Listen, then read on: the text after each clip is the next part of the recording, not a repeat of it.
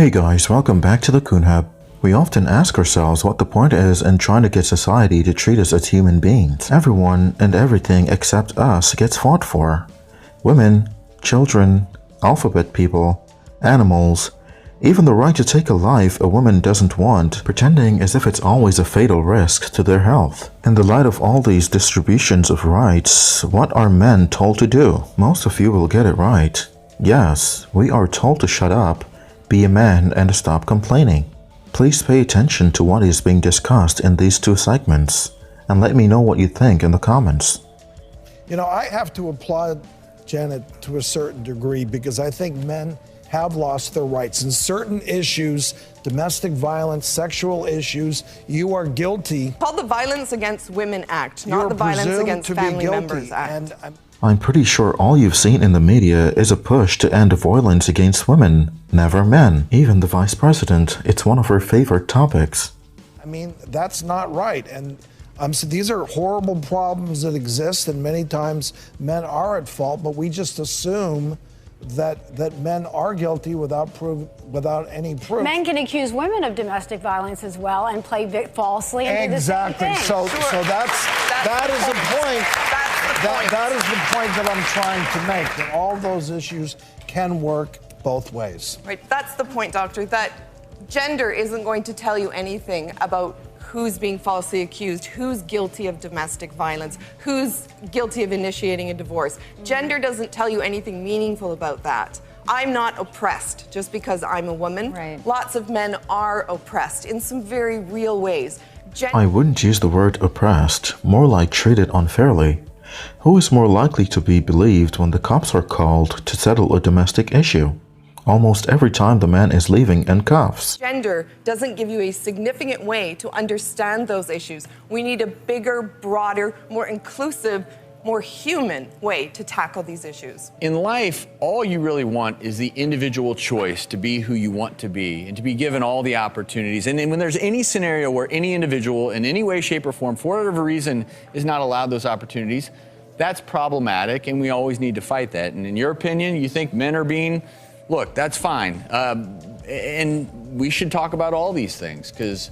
And I think in some cases they are. Well, what about, she mentioned, Maybe. in terms of pro-choice, women have the ability to choose whether or not they want to move forward with a pregnancy, but men don't have that choice whether or not they want to be a father or support that child if the woman chooses to have the child. And that made me think, I don't know. Well, what to I say think to that. also a lot, I'm the mother of a son and a daughter, and I think that it does change your whole paradigm when you are a mother of a boy versus a girl, because these issues take on a different significance. They do. And I think that whether you're talking about religion or race or gender or anything, your occupation, whether you stay at home or choose to work outside the home, I think it's a slippery slope if you make a generalization. And I think that being a mom has really taught me so much. I mean, I think there's nothing like trying to elevate your game, right, when you are a parent, and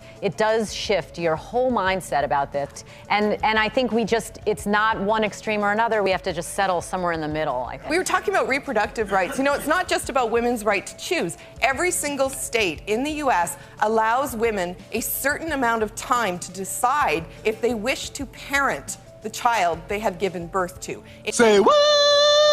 In North Dakota, they have a full year to decide if they wish to assume legal, moral, financial, social responsibility for that child. If they don't, they simply surrender it and all their obligations end. They're done. You mean they give it up for adoption? Yes, it's called a safe haven law. No man in the U.S. has the right to opt out of parenting a child he has biologically contributed to. And even worse than that, he doesn't have to be the biological father. He can still be held responsible. Wait. And no. If you don't see that as a gross unfairness, I'm not sure you know what fairness means.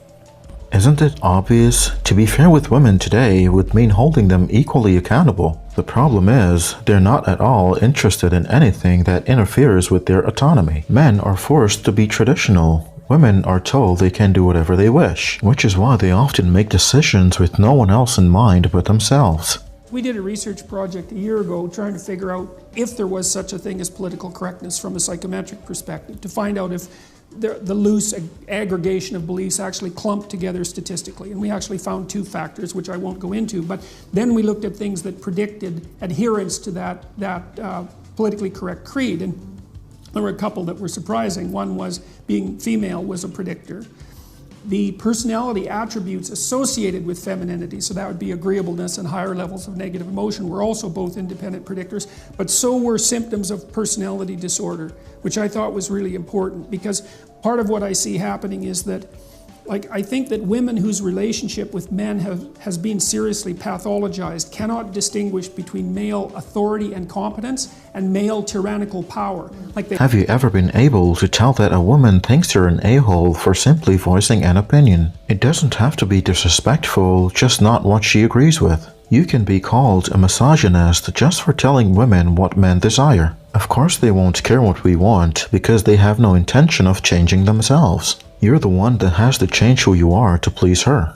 They fail to differentiate because all they see is the oppressive male. And they may have had experiences that their experiences with men might have been rough enough so that differentiation never occurred, because it has to occur. And you have to have a lot of experience with men, and good men too, before that will occur.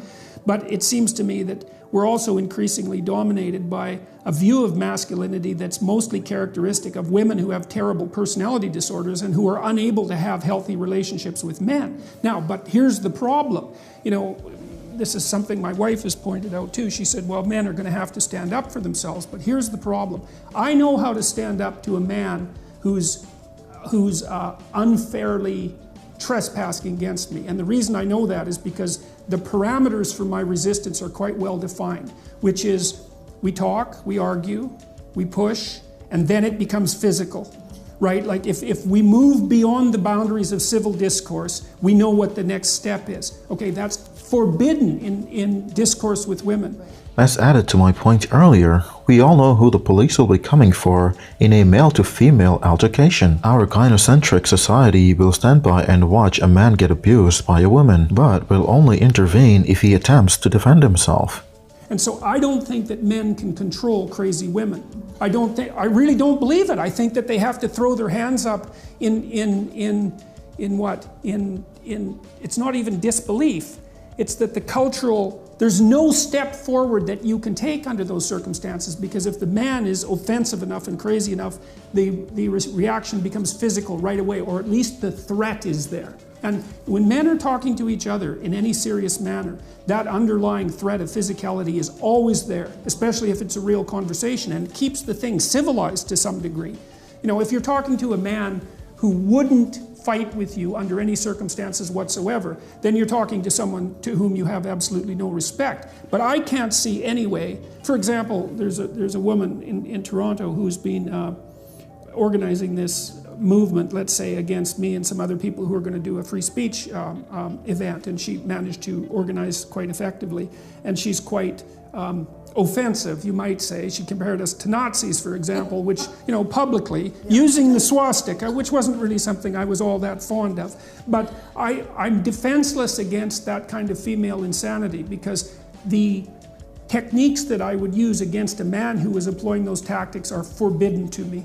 So I don't know, it seems to me that it isn't men that have to stand up and say enough of this, even though that is what they should do. It seems to me that it's sane women who have to stand up against their crazy sisters and say, look, enough of that, enough man-hating, enough pathology, enough bringing disgrace on us as a gender. But the problem there, and then I'll stop my little tirade, is that most of the women I know who are sane are busy doing sane things, right? They're off, they have their career, they have their family, they're quite occupied, and they don't seem to have the time or maybe even the interest to go after their crazy harpy sisters. And so I don't see any regulating force for that terrible femininity. And it seems to me to be, invading the culture and undermining the masculine power of the culture in a way that's, I think, fatal. There are tons of proof out there that shows that society doesn't care about male suffrage. My question to you is, will you beg society to see you as a worthy cause? Or will you step up and take your rightful place by bettering yourself so you can demand the respect you deserve? I'll leave you with that thought. Remember to like, comment, and share to any social media platform you may be on. Also, hit the subscribe button on your way out. I want to thank you for watching, and as always, be well.